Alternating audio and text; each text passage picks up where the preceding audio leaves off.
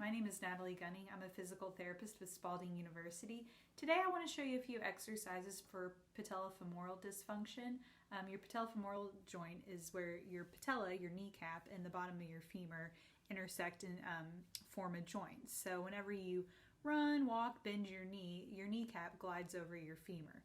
Sometimes the structures around your kneecap that help hold it in place get too tight or too loose. Sometimes you might have weakness in your hip, improper positioning of your feet. There's a bunch of different things that can happen that makes your knee a little bit less stable. When this happens and your kneecap moves up and down, it doesn't move up and down in the exact plane it needs to. It can cause a lot of pain when you do anything such as bending, lifting, running.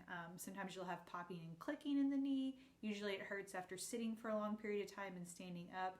Sometimes it feels like your knee's going to give out, and a lot of people complain about pain when going down the stairs. So again, this affects females a little bit more often. The reason is our general anatomy. We tend to have wider hips, which gives us what's called a greater Q angle, which is from your hip to your knee. So the more angle that your femur bone has, the more pressure it puts on the medial or inner part of your knee, which can cause added stress on your ligaments there as well as your patella. So I'm going to show you a couple different exercises that are geared toward the hip and the knee in order to help your patellofemoral pain.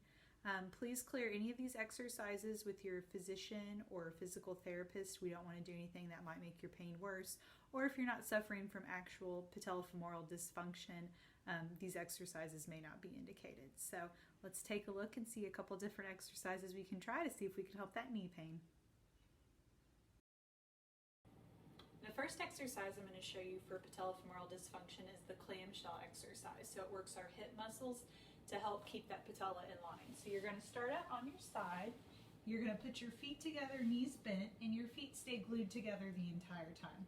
Then what we're going to do is lift this top knee up just to the point before I feel like I'm going to start rocking backwards. So about here, pause, and then slowly lower down. You're going to do 10 to 15 reps. If this is too easy, you can always add a resistance band.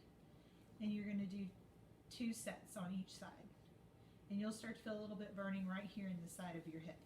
The next exercise, you're going to flip on your back. You're going to have your feet about hip width apart, and you want to make sure your knees stay straight. So you don't want them to bow out or bow in during this exercise. You're going to plant through your heels, so you should be able to wiggle your toes. This is called a bridge. You're going to lift your butt up as high as you can, pause at the top, and then slowly lower down. 10 to 15 reps, 2 sets. Sorry, my dog made a little appearance. And then the final exercise you're going to do is a straight leg raise, but we're going to work on our VMO, or vastus medialis obliquus, which is a muscle that often gets weak and can help keep that patella where it needs to be. So you're going to straighten out one leg. You're going to turn your foot at a 45-degree angle and hold it. You're going to lift your leg up as high as you can until it gets about to your bent knee. Pause, and then slowly lower down. Make sure you keep it at that 45-degree angle. You don't want it to turn up or turn too far out.